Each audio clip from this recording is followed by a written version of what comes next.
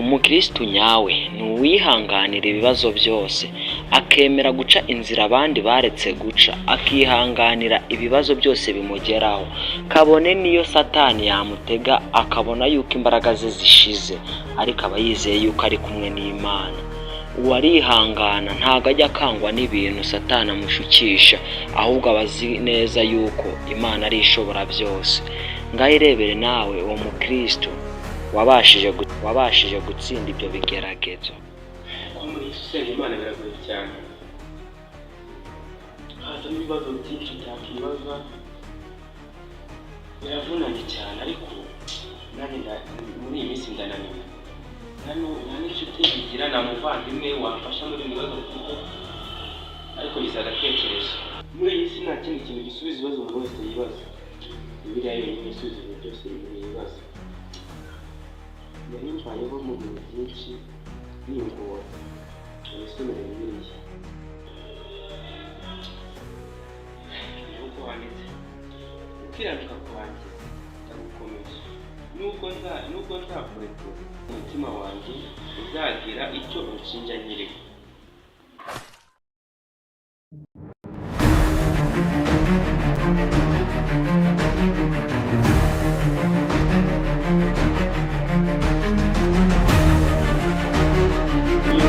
Yo 27:6, ariko amagambo garajimije, ukiranuka kwanjye ndagukomeje, ariko nyuma ngo nzakurekura. Ariko hajemo akantu keza cyane, mwiza cyane, ntabwo umutima wanjye uzigera icyo unshinja nkiriho.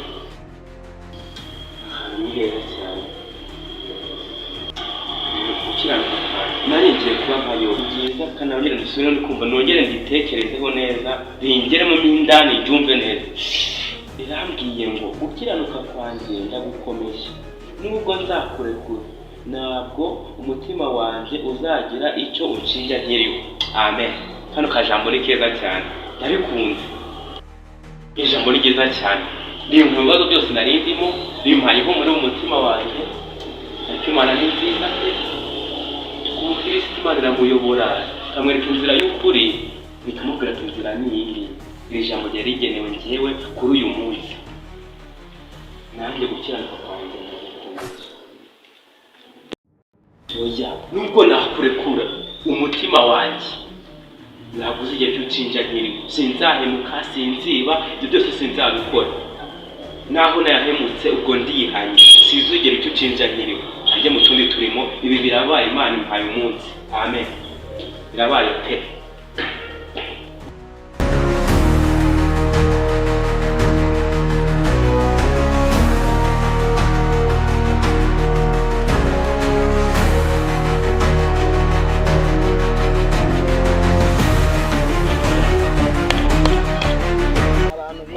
Ubu ni injiji kabisa, guhakana ko ndagatsindiye, ariko ubwenge bwari bwiza. Utu dukoti ndadutsindiye, ariko urugamba ruracyari rwose. Reka ndeke kuririmba itsinzi, ariko mwe muzamukoranywe nyine, twe dutsindira imyenda yanyu. Nose tuzabaho dute? Mugomba gukora natwe mukadukorera. Niko bigomba kugenda kabisa. Aho tuzirwa dute? Ikirometero nubasha kukirukanka uzunse nakanyura. Sawa,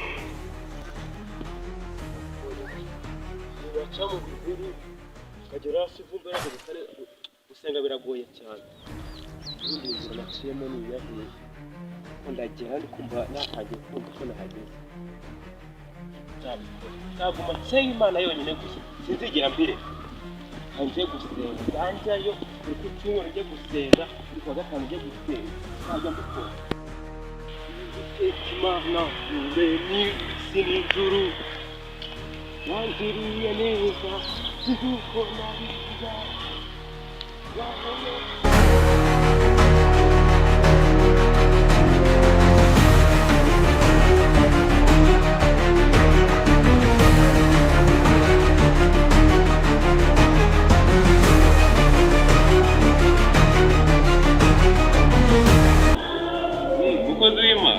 umeze utese.